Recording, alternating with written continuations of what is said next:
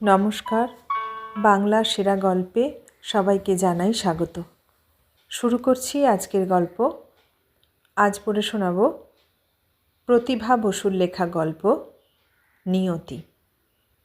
তাহলে শুরু করি। গল্পের নাম নিয়তি। রঞ্জনের বাবা যখন আমন্ত্রিত অধ্যাপক হয়ে 3 বছরের জন্য ওয়াশিংটনে পড়াতে যান, রঞ্জনের বয়স তখন 3। স্ত্রী পুত্রকেও সঙ্গে নিলেন। আসলে নিতেই হলো। রেখে যাবার মতো দুই পক্ষের এক পক্ষেও এমন কেউ ছিল না যাদের কাছে ওরা থাকতে পারে। রঞ্জনের বাবা প্রবীরের পিতামাতা বহুদিনগত। রঞ্জনের মা অনুরাধারও তাই। অবশ্য গত বছর পর্যন্ত অনুরাধার মা জীবিত ছিলেন। তারপরেই সব ফাঁকা। দাদার কাছে গিয়ে থাকাটা অনুরাধারও যেমন ভালো মনে হলো না, প্রবীরের ছোট ভাই সুবীরের কাছেও ওদের রেখে যাওয়াটা তেমন ভালো মনে হলো না প্রবীরের। অনুরাধার দাদা থাকে বহরমপুরে। মাকেই সে দেখত না, আর বোন তো অনেক দূরের ব্যাপার। আর ওদিকে প্রবীরের ভাইও রানাঘাটে রেলওয়েতে কাজ করে। কি জানি কী কারণে দাদার উপর সে প্রীত নয়। যদিও পিতামাতার অবর্তমানে দাদাই তাকে দেখেছেন, লেখাপড়ায় মনোনিবেশ করতে শাসন করেছেন, তথাপি মনে হয় ঈর্ষাগত কারণেই দাদার সঙ্গে সে একাত্ম হতে পারেনি। প্রবীর যে বছর ম্যাট্রিক পাশ করলেন, বাবা মারা গেলেন। যে বছর বিএ পাশ করলেন, মা মারা গেলেন। সুবীর তখন মাত্রই 13 বছরের বালক। লেখাপড়া বিষয়ে প্রবীরের জন্য কোনোদিন কারোকে ভাবতে হয়নি। ঈশ্বর তাকে যথেষ্ট মেধা দিয়েই ভবধামে পাঠিয়েছেন। মেধার জোরে প্রথম ছাড়া দ্বিতীয় হননি কোনোদিন। খুব অল্প সময়ের মধ্যেই এমএ পাশ করে অধ্যাপক হয়ে বসেছিলেন। কিন্তু লেখাপড়ায় সুবীর দাদার উল্টো। মারামারি কাটাকাটি করে কোনো রকমে 10টা ক্লাস উত্তীর্ণ হয়েই সে নানা ধরনের আজে বাজে কাজের সঙ্গে যুক্ত হয়ে পড়ল। অনেক কষ্টে সেই অন্ধকার জগৎ থেকে উদ্ধার করে কোনো বন্ধুর বাবার সাহায্যে প্রবীর সুবীরকে ঢুকিয়ে দিলেন চাকরিতে। বিয়ে সে নিজেই করেছে। প্রবীরও অবশ্য তাই।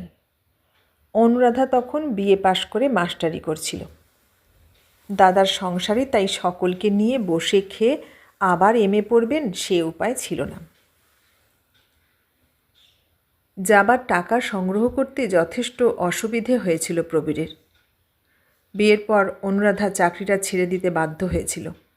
কেননা প্রায় বছরখানেক এমন এক নামধাম গোত্রহীন অসুখে ভুগলেন যে ডাক্তাররা কিছুতেই অনুধাবন করতে পারলেন না। ভালো নিজে থেকেই হলো। ভালো হয়ে যাবার কিছুকালের মধ্যেই রঞ্জনের সম্ভাবনা হলো। তারপর আর কাজে ফেরা অসম্ভব। অতীত ইতিহাস এইটুকুই। তারপরেই সুখ সমৃদ্ধির দরজা হঠাৎ একেবারে সিংহ দরজা হয়ে খুলে গেল।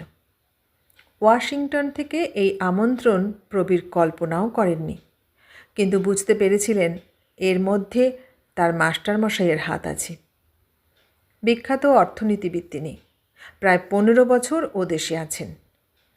প্রিয় ছাত্রীটিকে কখনো ভোলেননি। কিন্তু ভাগ্য অপ্রসন্ন হলে আর কিছুতেই কিছু হয় না। অনেক আনন্দ নিয়ে ফিরে আসার অল্প কিছু পরেই একদিন অকস্মাৎ শেষ রাত্রে হার্ট অ্যাটাকে মারা গেলেন প্রবীর। এই সর্বনাশ কে অনুমান করতে পারে? অনুরাধা স্তম্ভিত হয়ে থেকে হঠাৎ একটা আর্তনাদ করে উঠে অচৈতন্য হয়ে পড়লেন। প্রবীরের বন্ধু বান্ধবেরা সকলেই সেই সময় তার পাশে ছিল।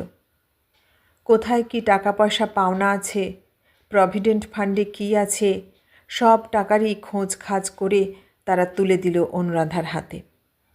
অনুরাধা তার পিতৃহীন বালক পুত্রটিকে নিয়ে ভাগ্যের লড়াইতে নেমে দিল্লি ছাড়লেন।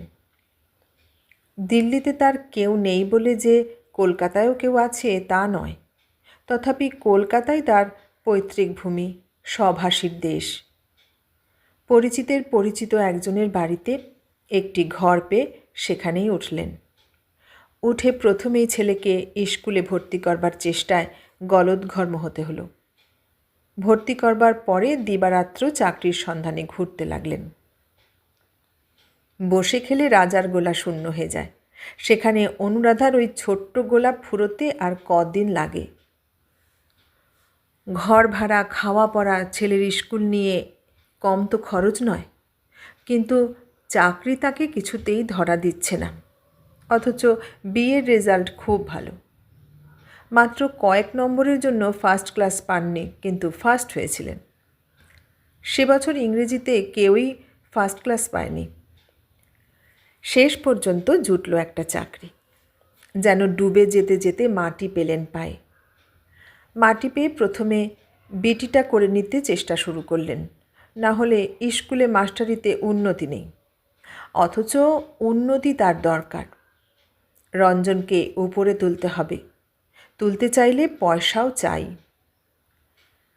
প্রবীর চলে যাবার পরের থেকে জীবন তাকে যে যুদ্ধের সৈনিক তৈরি করে ফেলেছে, সেখানে শুধু এই রব, সময় নেই, সময় নেই। তা বলে প্রবীরের জন্য কি তার শোক করবার সময় হয় না? হয়।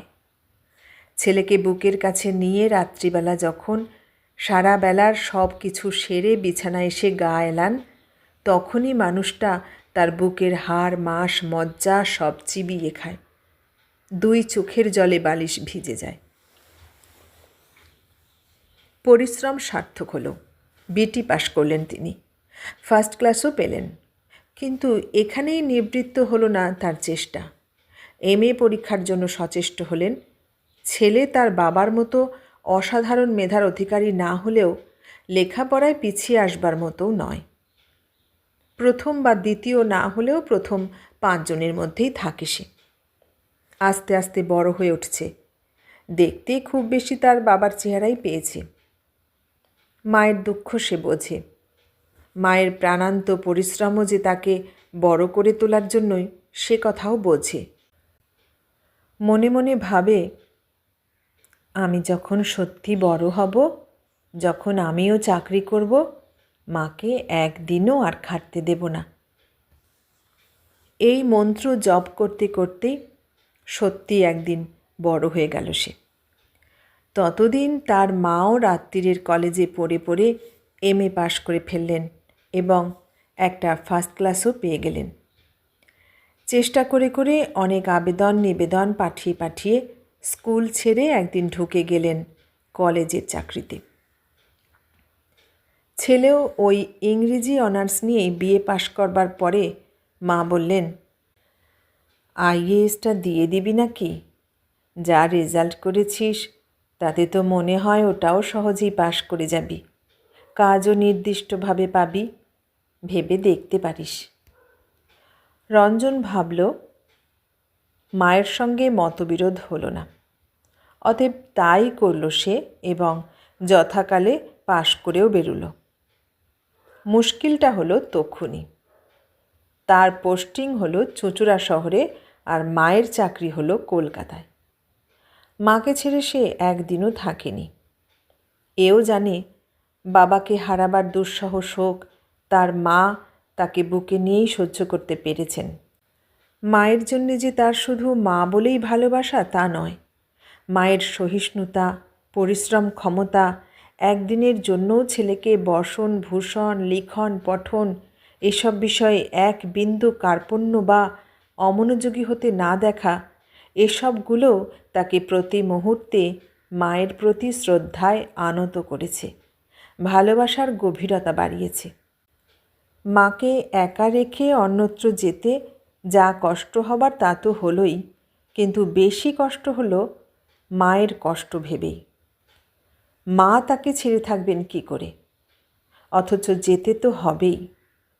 বুক ভরা বেদনা নিয়ে গেল। মা হাসি মুখে সজল চোখে বললেন, দূর বোকা, এইখান থেকে এইটুকু তো পথ, তুইও আসতে পারবি, আমিও যেতে পারবো, তা নিয়ে আবার মন খারাপ কিসের? রঞ্জন বলল, এখন তো আমি চাকরি করব, তোমার কাজটা ছেড়ে তুমি চলো না আমার সঙ্গে। মা হেসে বললেন, পাগল নাকি? বসে বসে করব কি আমি? তুই তো সারাক্ষণ নিজের কাজ নিয়ে ব্যস্ত থাকবি। তবে এই মুহূর্তে গিয়ে তুই বড্ড অসুবিধেতে পড়বি। বাড়ি তো পাচ্ছিস, কিন্তু রান্না করা, খেতে দেওয়া এসব কে করে? সেজন্য আপাতত রঘুকে দিয়ে দিচ্ছি। ও তোকে ছোট থেকে বড় হতে দেখলো, ভালোবাসে খুব। ওর সঙ্গে গেলে সেসব নিয়ে আর আমার কোনো ভাবনা থাকে না। রঞ্জন ভুরু কোঁচকাল। রঘুদা কেন আমার সঙ্গে যাবে? তোমার কাছে সে থাকবে। অনুরাধা বললেন, আমার আর লোকের কি দরকার? ও, আমি চলে গেলে তুমি অনশনে থাকবে? অনশন কেন? আমি কি রাঁধতে জানি না? তোর বাবার মতে আমি নাকি খুব ভালো রাঁধুনি ছিলাম। যাই হোক, রঘুকে নিয়ে তারপরেও অনেক কথা কাটাকাটি হলো মা আর ছেলেতে। অবশেষে মায়ের কথাটাই বহাল রইল, কিন্তু যাবার আগে মায়ের জন্য সে একজন পরিচিত ঠিকে কাজের মেয়েকে নিযুক্ত করে গেল। এই তো এখান থেকে চুঁচুড়া। শিয়ালদা থেকে ট্রেনে বসলে 50 মিনিটের মধ্যেই পৌঁছে দেবে নৈহাটি। তারপর সেখান থেকে নৌকোতে গঙ্গা পার হয়ে গেলেই পৌঁছে যাবে সেখানে। রঞ্জনের বাড়ি ঠিক হয়েছে গঙ্গার ধারেই। অনুরাধা কলেজ থেকে কয়েকদিনের জন্য ছুটি নিয়ে সঙ্গে গেলেন। ছেলেকে গোছগাছ করে দিয়ে সংসার বিষয়ে রঘুকে অনেক পরামর্শ দিয়ে ফিরে এলেন। 5 দিন ছিলেন। কি যে ভালো লেগেছিল ছেলের কাছে, অন্য একটা পরিবেশে, অন্য একটা বাড়িতে গিয়ে। বাড়িটা কি সুন্দর, একদম গঙ্গার ধারে। মনে হচ্ছিল সত্যি চাকরিটা ছেড়ে ছেলের কাছেই থাকেন। এতদিন ছেলে ছিল তার কাছে, এখন তিনি আছেন ছেলের কাছে। ছেলে যোগ্য হয়েছে, বড় হয়েছে, এমন একটা সম্মানের পদমর্যাদায় আছে, ভাবতে ভাবতে রোমাঞ্চ হচ্ছিল। কি অনিশ্চয়তার মধ্যে ফেলে চলে যেতে হলো প্রবীরকে। ভেবেছিলেন ঈশ্বর কি অকরুণ, এখন ঈশ্বরের করুণায় চোখে জল আসে। ফিরে এসেই ছেলের বিয়ের কথা চিন্তা করতে লাগলেন। বিয়ে না করলে একা একা থাকতে বড় কষ্ট হবে। মনে মনে যে কত মেয়ের কথা ভাবলেন তার ঠিক নেই, কিন্তু কিছুই যেন মনোমতো হলো না। যখন বিয়ের কথা ভাবেননি তখন কত মেয়ে দেখে কতবার মনে হয়েছে, ইস, এরকম একটা মেয়ে যদি রঞ্জুর বউ হতো কি ভালোই না হতো। এটাই মজা, যখন যার কোনো প্রয়োজন নেই সব ধরা দেয়, আর প্রয়োজনের সময় সব কোথায় পালায়। এই করতে করতে কোথা দিয়ে কেটে গেল 2 বছর। 3য় বছরে রঞ্জু নিজেই নিজের জন্য পাত্রী ঠিক করে খবর দিল মাকে। মা তো শুনে আনন্দে আত্মহারা হলেন। আর দেরি না করে ভাবি কুটুম্বদের সঙ্গে কথা বলে মেয়ে দেখে স্থির করে ফেললেন দিনক্ষণ। রূপসী বলতে যা বোঝায় অপর্ণা ঠিক তা নয়, কিন্তু শ্রীময়ী, কথাবার্তাও নরম, বেশ বর্ধিষ্ণু ঘরের মেয়ে। হয়ে গেল বিয়ে। চাহিদা কিছুই ছিল না, তথাপি অপর্ণার বাবা বেশ দরাজ হাতেই সব দিলেন মেয়েকে।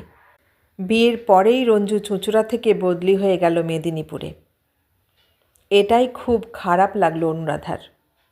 এখানে কত কাছে ছিল, আসা যাওয়া চলতো সপ্তাহান্তে, আর ছোটোখাটো ছুটি পড়লে তো কথাই নেই। তখন ছিল একজনের জন্য কষ্ট, এখন হলো দুজনের জন্য। ছেলে বলল, মা, কাজ ছেড়ে দিয়ে চলো আমার কাছে। মা বললেন, আর কটা বছরই বা আছে, করি, না হয় এক্সটেনশন আর নেব না। বছর দেড়েক বাদে অপর্ণা যখন সন্তান সম্ভবা হলো, গ্রীষ্মের লম্বা ছুটিটা তিনি কাটিয়ে এলেন মেদিনীপুরে। বউকে একেবারে মাথায় করে রাখলেন। সারাদিন অপর্ণা কী খাবে, কি করবে, প্রত্যেক দিন কখন নিয়ম করে হাঁটবে, সব তার ছকে বাঁধা। ছুটি ফুরলে যখন চলে এলেন, তখন মাস 2 বাদেই অপর্ণা চলে গেল পিত্রালয়ে। সময় হলে নিরাপদেই বাচ্চা জন্মালো, ছেলে। ছেলেকে মাস 3 বড় করে অপর্ণা চলে গেল মেদিনীপুর। অনুরাধার ইচ্ছে ছিল মাসখানেক অন্তত নিজের কাছে এনে রাখেন। এখন তার জায়গার অভাব নেই। যে ভদ্রলোকের কাছ থেকে তিনি ঘরটি ভাড়া নিয়ে এসে উঠেছিলেন, গত বছর মারা গেছেন তিনি। ভদ্রমহিলা একা অনুরাধাকে মেয়ের মতো ভালোবাসেন। বললেন, এখন তো ছেলে, ছেলের বউ, নাতি সবই হলো তোমার। এত কষ্ট সবই সার্থক হয়েছে। এখন একটা ঘরে আর জায়গা হবে কি করে? যদি চাও আমি পাশের ঘরটা তোমাকে ছেড়ে দিতে পারি। দেখছো তো একেবারেই একা হয়ে গেলাম। তুমি কাছে থাকা আর আমার সন্তান থাকলে তাদেরকেও কাছে থাকা একরকমই হতো, বরং তুমিই আমাকে একটু বেশি দেখাশোনা করো। হাতে স্বর্গ পেলেন অনুরাধা। একটা ঘর নিয়ে বেশ চিন্তাই করছিলেন ছেলের বিয়ে হওয়ার পর থেকে। কলকাতা এলে ওরা থাকবে কোথায়?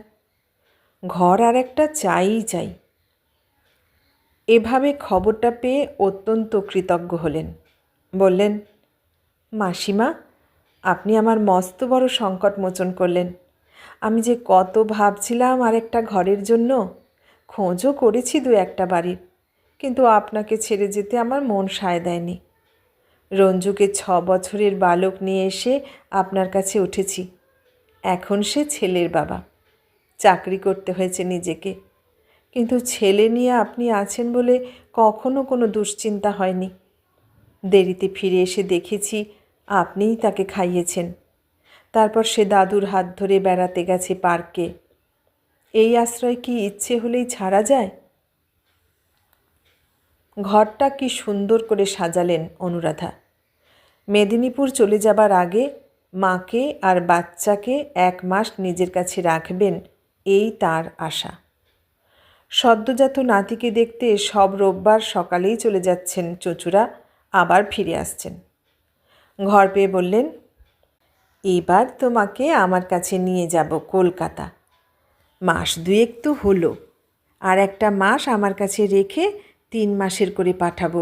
তোমার আর কোনো কষ্ট হবে না। রঞ্জু লিখেছে, খুব ভালো একটি আয়া ঠিক করেছে সে। নিয়ে যেতে ও নিজেই আসবে। কিন্তু সে আশা পূর্ণ হলো না অনুরাধার। রঞ্জু ঠিকই এলো। মায়ের দ্বিতীয় ঘরের সাজগোজ দেখে বলল, তোমার দেখছি আমার চেয়ে তোমার পুত্রবধূর দিকেই বেশি নজর। বলেই বলল, তা হোক, ওই এক ঘরে যে তুমি আমি থাকতাম, সেই স্মৃতি আমার কাছে আমার জীবনের সবচেয়ে মধুর আর মূল্যবান স্মৃতি। মাকে জড়িয়ে ধরল। আমার মতো মা জগতে কজন পায়। পরের দিনই পুত্রসহ মাতাকে নিয়ে আসতে রঞ্জু চলে গেল চুঁচুড়া। ফিরে এলো একা। বলল, হঠাৎ অপুর শরীর খুব খারাপ হয়েছে, তাই ওর মা বললেন, বাচ্চাটা তো সারাদিন দেখতে হবে, রাখতে হবে। তোমার মায়ের তো সময় নেই, কলেজে যান, আসেন বিকেলে, সেজন্য এক্ষুনি নিও না, কষ্ট হবে। অপু একটু সেরে উঠলেই নিয়ে যেও। পুত্রকে মাসখানেক আগে এসেও একবার দেখে গেছে রঞ্জু। হবার সময় তো ছিলই। মাকে বলল, বাচ্চাটা কিন্তু বেশ মোটা হয়েছে মা, দিব্যি বড়সড় ছেলে। অনুরাধা ব্যস্ত হয়ে বললেন, শরীর খারাপ হয়েছে অপুর? সে কি ধরনের শরীর খারাপ হলো আবার? ডাক্তারের কাছে নিয়ে গিয়েছিলি তো? তুই কেমন বুঝলি? রঞ্জু বলল, আমি তো কিছুই বুঝলাম না। বললাম, চলো আমি ডাক্তারের কাছে নিয়ে যাই, জেনে যাই আবার কি হলো। তাও গেল না। আমাকে খুব থাকতে বলছিল। আমি কেমন করে থাকি? জানি তো তুমি কিভাবে অপেক্ষা করছো। রঞ্জু এসেছে গুড ফ্রাইডের ছুটিতে। আজকাল আবার ইস্টার মানডেটা দেয় না। পরের দিনই চলে যেতে হলো। যাবার আগে বলল, তুমি যেন আবার চিন্তা করতে বসো না। ওদের একটু অকারণ ভয়। অপু তো বেশ ভালো আছে বলেই আমার মনে হলো। যাকে আমি বলে এসেছি অপুকে ডাক্তার দেখিয়ে যেন যত শিগগির পারে তোমার কাছে দিয়ে যায় ওর দাদা। তোমার এখান থেকেই রওনা হয়ে যাবে। তুমি কদিন ছুটি নিয়ে সঙ্গে যাবে, আমিই নিতে আসব। ঠিক কবে আসব চিঠি লিখে তারিখটা জানাবো। যাবার আগে মাকে আগের মতোই আদর করে চলে গেল। প্রবীরের কথা মনে পড়ে যায় অনুরাধার। দুই চোখ জলে ভরে আসে।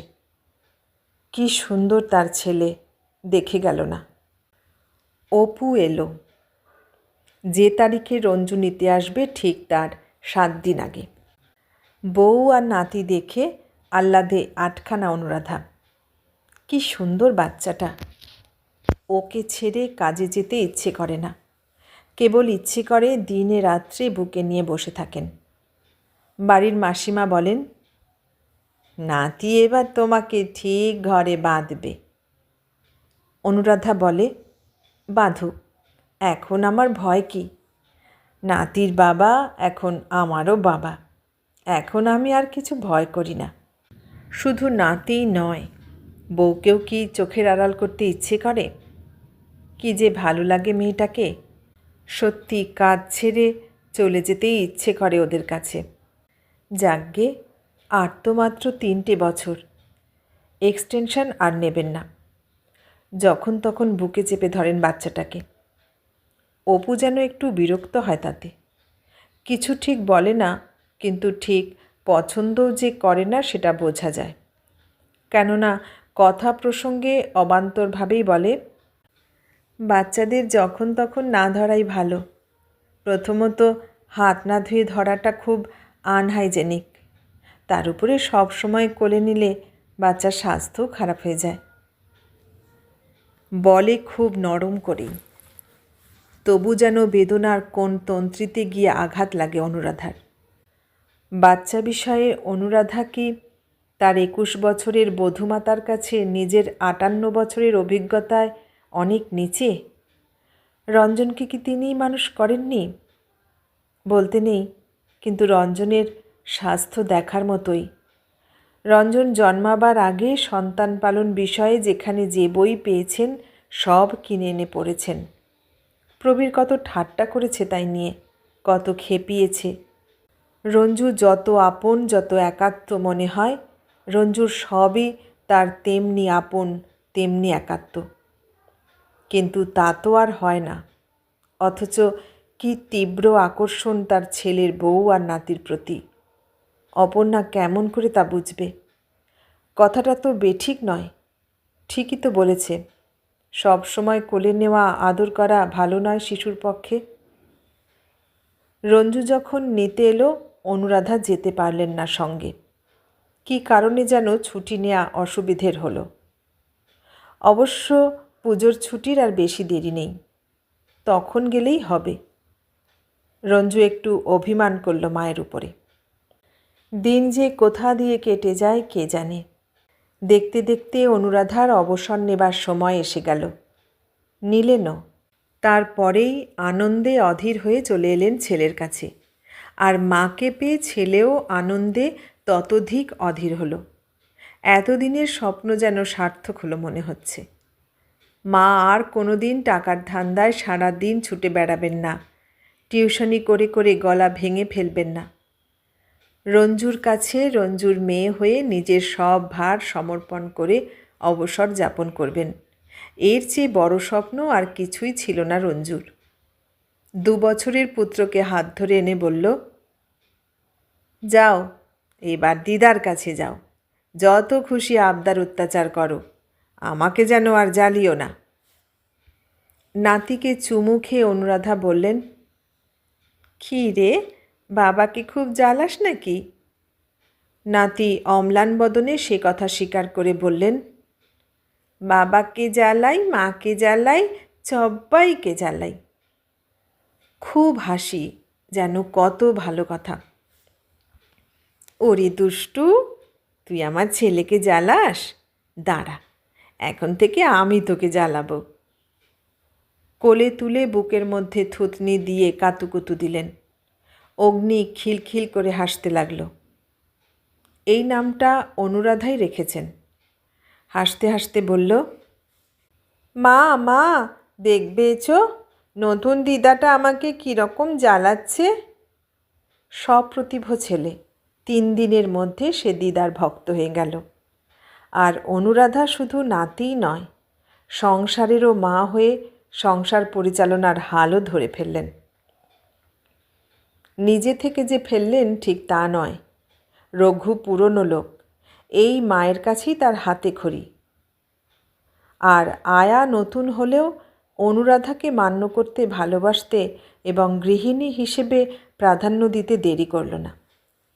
আর একজন চাপরাশি আছে, সেও খুব ভালো। অপর্ণার বয়স কম, সংসারের ওসব ঝুটঝামেলার মধ্যে সে থাকতে চায় না। সংসারটা চলে কাজের লোকেদের উপরেই। হাকিম সাহেবের বিবি, সবাই খাতির করে চলে। আমন্ত্রণ, নিমন্ত্রণ, পার্টি এসবই ভালো লাগে তার। স্বাভাবিক, অল্প বয়সে তো এসবই ভালো লাগবে। ছেলের ঝামেলাও আয়ার উপরই নির্ভর। সেই খাওয়ায়, সেই নামায়, সেই নিয়ে গিয়ে দিয়ে আসে নার্সারি স্কুলে। রোজ কাঁদে যাবার সময়। সেই কোন 7 সকালে উঠে যেতে হয় স্কুলে। পার্বতী মানে আয়া একটানে তুলে নিয়ে আসে তাকে বাথরুমে। আর অগ্নি ত্রাহি ত্রাহি চেঁচাতে থাকে। ভীষণ বিরক্ত হয় অপর্ণা। তারও ঘুমের 12টা বেজে যায়। উঠে গিয়ে 2 থাপ্পড় লাগিয়ে বলে, আর যদি গলা দিয়ে একটুও শব্দ বার করো, দেখো কি করি। রোজই স্কুলে যেতে কান্না, অসভ্য ছেলে। চুপ করে যায় অগ্নি। একতলার ঘরে শুয়ে দোতলার এই প্রাত্যহিক ঘটনায় অনুরাধার বুকটা টনটন করে নাতির জন্য। বাড়িটা বড়ই, আশেপাশেও জমি প্রচুর। দোতলায় পাশাপাশি 2টি শোবার ঘর, বাকিটা খোলা ছাদ। একতলায় সম্পূর্ণ আলাদা বড় একটি শোবার ঘর, সঙ্গে বাথরুম। আর বসবার ঘর, খাবার ঘর, রান্নাঘর, ভাঁড়ার ঘর ইত্যাদি। সবই বেশ দরাজ হাতে করা। তার মধ্যে ড্রয়িং রুমটা একটা বিরাট হল। সুন্দর করে সাজিয়ে নিয়েছে রঞ্জু। ডেকোরেটর দিয়ে সাজিয়েছে। অনুরাধা বললেন, এক কাজ করলে হয় না অপর্ণা? অগ্নি তো পাশের ঘরে নিজের খাটে আয়ার কাছেই শোয়। তার চেয়ে আমার ঘরে শুলে হয় না? রোজ তোমাদের ঘুম ভেঙে যায়, অন্তত একটু আরামে ঘুমোতে পারবে। অপর্ণা বলল, যদি চান তাই হবে। ওই চিল চেঁচানি কি বন্ধ হবে তাতে? না হলেও তোমাদের কানে তো অতটা যাবে না। আমার তো চিরকালই খুব সকালে ওঠা অভ্যেস। আমার দিক থেকে কিছু অসুবিধেও হবে না। অগ্নির খাটটা সেই সন্ধ্যাতেই নিচে নামিয়ে আনল রঘু। দিদার কাছে ছোবো, দিদার কাছে ছোবো। মহা ফুর্তি অগ্নির। অপর্ণার নিয়ম হচ্ছে 8টার মধ্যেই খাইয়ে শুইয়ে দেয়া। মর্নিং স্কুল, তা না হলে ঘুমটা পরিপূর্ণ হবে না। ঠিক কাজই করে, কিন্তু সে খাওয়া, শোয়া, ঘুমোনো, ঘুম ভাঙানো সবটা নিয়েই এমন করে যে পার্বতীও বেশ 2-4টা অন্তত টিপ্পনি দেয়। উপরন্তু মাও এসে চড়চাপড় লাগায়। অগ্নিকে 8টার সময় খাইয়ে দিল তার দিদা। পার্বতীর হাতে খেতেও কত যন্ত্রণা করে। ভাত ছড়িয়ে দেয়, পার্বতীকে ধাক্কা দিয়ে ফেলে দেয়। সেদিন দিদার কোলে বসে টুনটুনির গল্প শুনতে শুনতে মুগ্ধ চিত্তে অন্যমনস্কভাবেই দিব্যি সমস্ত খাবার খেয়ে নিল। শুলো দিদার গলা জড়িয়ে ধরে। আরও গল্প শুনবে সে। ঘুমিয়েও পড়ল নিঃশব্দে। ঘুমিয়ে পড়লে অনুরাধা তাকে আস্তে করে তার নিজের খাটে শুইয়ে দিল। সকালবেলা প্রথমে নিজে উঠে নাতির কপালে হাত রেখে বললেন, ও রাজপুত্র, এখনো তোমার ঘুম ভাঙল না? চোখ খুলল অগ্নি। দিদাকে মাথার কাছে দেখে মহা খুশি। দিদা বলল, এবার তো রাজপুত্রকে ঘোড়া নিয়ে যুদ্ধে যেতে হবে। ওঠো সোনামণি। কোলে তুলে নিয়ে চুমু খেলেন। বাথরুমে ঢুকে দাঁত মাজিয়ে দিলেন, মুখ ধুয়ে দিলেন, খাবার খাইয়ে দিয়ে স্কুলের পোশাক পরিয়ে বললেন, এইবার যুদ্ধ। যুদ্ধে যাবার সময় কিন্তু বীরের মতো যেও। যত কষ্ট হোক বলতে হয়, না না, আমার কোনো কষ্ট হয় না। অগ্নি হেসে বলল, কই আমার ঘোড়া কই? অনুরাধা বলল, ওই যে ঘোড়াটা দাঁড়িয়ে আছে, দেখছো না? অগ্নি হিহি করে ছোট ছোট দাঁত বার করে জোরে হেসে উঠে বলল, এ মা, দিদাটা কিছু জানে না, ওটা তো পার্বতী। দিদা বলল, ছোট ছোট রাজপুত্রদের ঘোড়া ওই রকমই থাকে। আর শোনো, পার্বতীকে কিন্তু পার্বতী বলো না, বলবে পার্বতী দিদি। পার্বতী দিদি তোমার থেকে বড়। পার্বতীর হাতে হাত ধরিয়ে বলল, এবার ছোটাও ঘোড়া, এক ছুটে স্কুল। ওই স্কুলটাই কিন্তু এখন তোমার যুদ্ধ করার জায়গা। হাসি মুখে চলে গেল অগ্নি।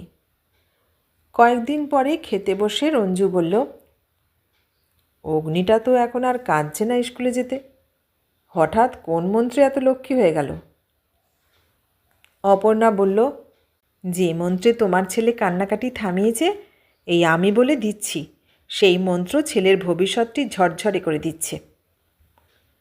ভুরু বাঁকিয়ে তাকিয়ে রঞ্জু বলল, তার মানে? অপর্ণা একই ভঙ্গিতে বলল, তার মানে আদর দিয়ে মাথাটি তার চিবোনো হচ্ছে। কে চিবুচ্ছে? মা? আমার ছেলে। আমি তাকে শক্তপোক্ত করে মানুষ করতে চাই। এটা নিশ্চয়ই আমার পক্ষে কিছু অস্বাভাবিক চাওয়া না। রঞ্জুর খাওয়া হয়ে গিয়েছিল। চেয়ার ঠেলে উঠতে উঠতে বলল, ছেলে কিভাবে মানুষ করতে হয় সেটা আমার মা তোমার চেয়ে কিছু কম জানেন না। ছেলের খাবার সময় রোজ অনুরাধা এসে বসে, এটা খা ওটা খা করেন। সেদিন একটু দেরি হয়ে গিয়েছিল স্নান করতে। প্রাতঃস্নান তার চিরকালের অভ্যেস। তাড়াহুড়ো করে খাবার ঘরের দিকেই যাচ্ছিলেন, ছেলের বউয়ের বাক্যালাপ শুনে থামতেই হলো। এরপর কি আর যাওয়া যায়? চুপ করে ঘরে এসে বসে রইলেন। ছেলে যে ক্রমেই তার দিদার ভক্ত হয়ে উঠছে, এটা যে অপর্ণার খুব ভালো লাগে না, প্রথমে না বুঝলেও পরে বুঝতে দিতে পারার মতোই ব্যবহার করছিল অপর্ণা। ভারী অস্বস্তি লাগছিল অনুরাধার। নাতি স্কুল থেকে ছুটে এসেই আগে দিদাকে আদর করে। অনুরাধা বললেন, বাবু শোনো, ভালো ছেলেরা কিন্তু যেখান থেকেই আসুক প্রথমেই তাদের মামনির কাছে ছুটে যায়, তারপর আর সব। চুমু খেয়ে বলল, মনে থাকবে তো? এরও আগে একদিন অপর্ণা আর রঞ্জুর কয়েকজন বন্ধু নিমন্ত্রণ খেতে এসেছিল। রঞ্জু বলেছিল, মা, আগে তুমি আমাকে যেরকম রান্না করে খাওয়াতে, আজ আমি নিউ মার্কেট থেকে গ্রামোফেড মাটন এনে দেব, তুমি কিন্তু রাঁধবে। খুশি হয়ে অনুরাধা বলেছিলেন, কারা খাবে রে? রঞ্জু বলেছিল, ওই তো ওরা সব। আছে বা কে এখানে? ফার্স্ট মুন্সিফ আর তার স্ত্রী, সাব জজ আর তার স্ত্রী, আর সিভিল সার্জন আর তার স্ত্রী। আমরা এখানে এসেছি পরে, এরা সবাই আমাদের খাইয়েছেন, আমাদের আর হয়ে ওঠেনি। তাই ভাবলাম তুমি আছো যখন, তখন আর কোনো অসুবিধেই হবে না। খুশি হয়েই রেঁধেছিলেন অনুরাধা। রাঁধতে তো তার ইচ্ছেই। মায়ের রান্না খেয়ে বড় হয়েছে রঞ্জু, মা ছাড়া কারো রান্নাই মুখে লাগে না। ছেলে তার একরকম আছে, মা অন্তপ্রাণ। মা যে একা একা তাকে কী কষ্টে বড় করেছেন সে কথা কি কখনো ভুলতে পারে? আত্মীয় স্বজন কি তাদের ছিল না? ছিল। একেবারে দাদু দিদা জাতীয় না থাকলেও বাবা বেঁচে থাকতে সেই সব আত্মীয়রা দিল্লি দেখতে এসেছে, তাদের বাড়িতে উঠেছে, থেকেছে, খেয়েছে। মা কত যত্ন করেছেন। যেই বাবার মৃত্যু হলো সব যেন হাওয়ায় মিলিয়ে গেল। এসব অপর্ণার জানবার কথা নয়। শোনে বটে, কিন্তু হৃদয়ঙ্গম করতে পারে না। তার স্বামী যে মায়ের গুণে এত মুগ্ধ, এইটা তার ভালো লাগে না। ছেলেটা যে দুদিনেই মা ছেড়ে ঠাকুমার আঁচল ধরা হয়েছে, সেটাও তার ভালো লাগে না। অনুরাধা আশা মাত্রই যে সকলে তাঁকেই সংসারের কর্ত্রী হিসাবে মান্য করতে শুরু করেছে, এটা তার সবচেয়ে খারাপ লাগে। সংসারটা তো তাঁর, অনুরাধার তো নয়। সেদিন নিমন্ত্রিত অতিথিরা আসবার বেশ খানিকটা পরেই রঞ্জন এলো। পথে গাড়ি নষ্ট হয়ে গিয়েছিল। অতিথিদের আদর আপ্যায়ন অপর্ণাই করল।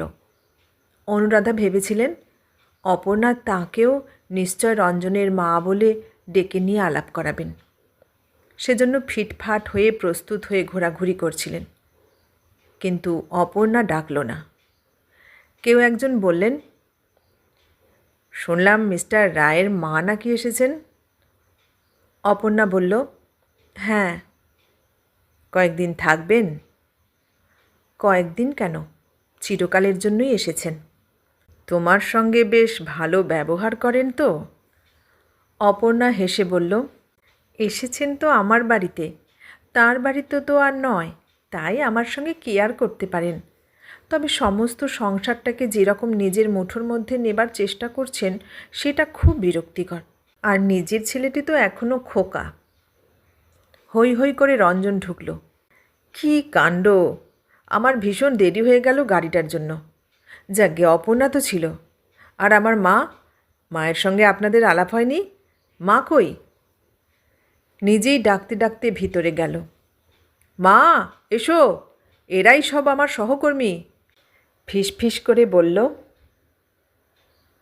অবশ্য তোমার খুব ভালো লাগবে না, কারোর সঙ্গে কথা বলে আরাম পাবে না। এদের জীবনে পদমর্যাদাটাই সব। এরা সর্বসাধারণের সঙ্গে মেশে না। তোমার পুত্রবধূটিও কিন্তু তাই, একদম যাকে বলে মফস্বলীয়, ঠিক সেরকম।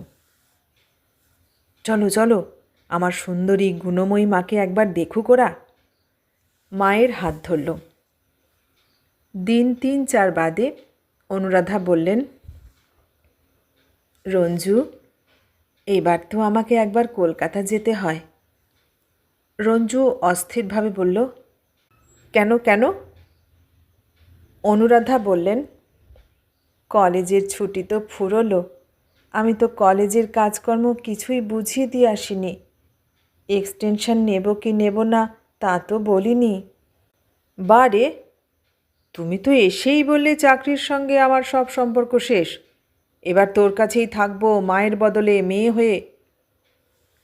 বলেছিলাম, কিন্তু কিছু কিছু কাজ তো বাকি রেখে এসেছি, সেগুলো বুঝিয়ে টুঝিয়ে দিয়ে আসা দরকার। কী জানি, তুমি যে কি বলো আর কি করো কিছুই বুঝি না। বেশ রাগারাগি করল রঞ্জন, কিন্তু রঞ্জুকে ঠেকানো গেলেও নাতিকে ঠেকানো গেল না। সেই যে এসে হাত ধরল, তুমি যাবে না বলে, আর তাকে ছাড়ানো গেল না। দরজায় গাড়ি এসেছে, জিনিস তোলা হয়ে গেছে, কিন্তু অগ্নির হাতের মুঠো থেকে আঁচল খসানো যাচ্ছে না। অবশেষে বললেন, ঠিক আছে, তুমি চলো আমার সঙ্গে। এইবার সে খুশি হলো। অপর্ণাকে চোখ টিপে বললেন, তুমিও চলো, স্টেশনে পৌঁছে দেবে। অগ্নিকে কোলে নিয়ে এবার অনুরাধা গাড়িতে উঠলেন। একটু দূরে যেতেই একটা মনোহারি দোকানের সামনে গাড়ি থামিয়ে বললেন, শোনো অপু, ওকে কয়েক প্যাকেট চকোলেট কিনে দাও তো, আর ও যা চায় তাই কিনে দিও। ওকেও নিয়ে যাও সোনামণি, মায়ের সঙ্গে গিয়ে কিনে আনো তো তোমার যা যা পছন্দ। আকুল হয়ে বুকে চেপে ধরে চুমু খেলেন। অগ্নি নেমে গেল সরল বিশ্বাসে, আর সঙ্গে সঙ্গে গাড়িও দৌড়ল প্রাণপণে। সামনে পিছিয়ে পড়ে রইল শুধু লম্বা রাস্তা, আর সব শূন্য, মন শূন্য, প্রাণ শূন্য, জীবন শূন্য। অনুরাধা দুহাতে মুখ ঢাকলেন। এতক্ষণ শুনলেন প্রতিভা বসুর লেখা গল্প নিয়তি। কেমন লাগলো গল্পটা? ভালো লাগলে লাইক, কমেন্ট, শেয়ার করবেন, আর নতুন বন্ধু হলে সাবস্ক্রাইব করার অনুরোধ রইল। সবাইকে অনেক ধন্যবাদ জানিয়ে আজ এখানে